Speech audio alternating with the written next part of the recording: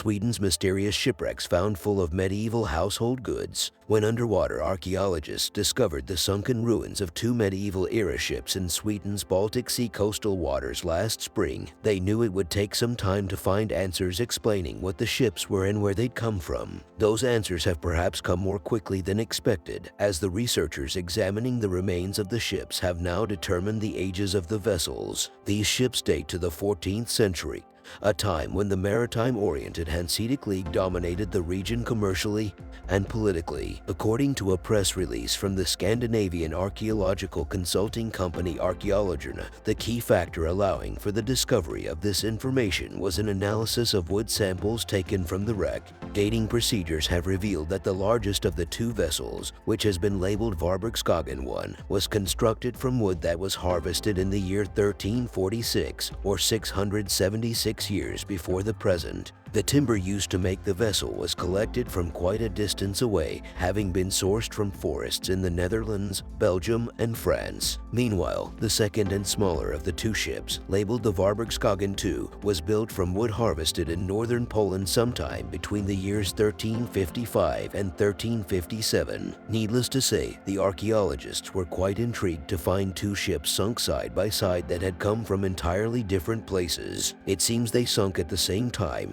victims of what at this time is an unknown event. Why did the ship sink? The mystery is still open. The two merchant vessels were discovered during the construction of a rail tunnel near Varberg, approximately 120 miles north of Copenhagen, Denmark.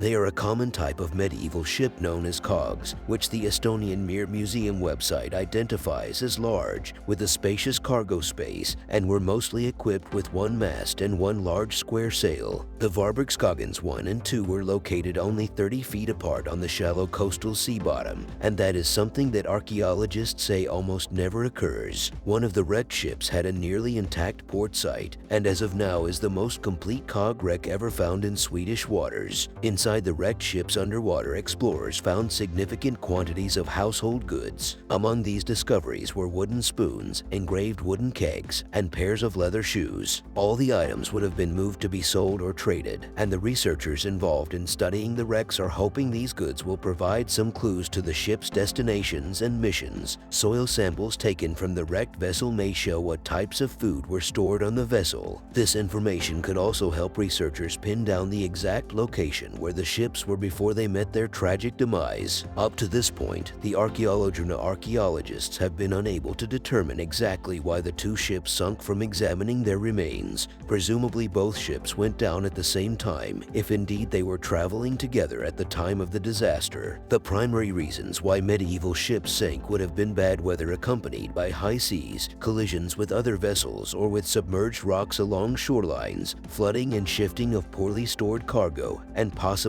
attacks by pirates. In Swedish waters, shipwrecks abound. This is just one of several ancient shipwrecks recovered off the coast of Sweden. In 2012, in southern Swedish waters, explorers found the remains of a 500-year-old ship that had been carrying soldiers and the Danish nobles they were guarding. In October of this year, archaeologists announced that scuba divers had discovered yet another Swedish shipwreck.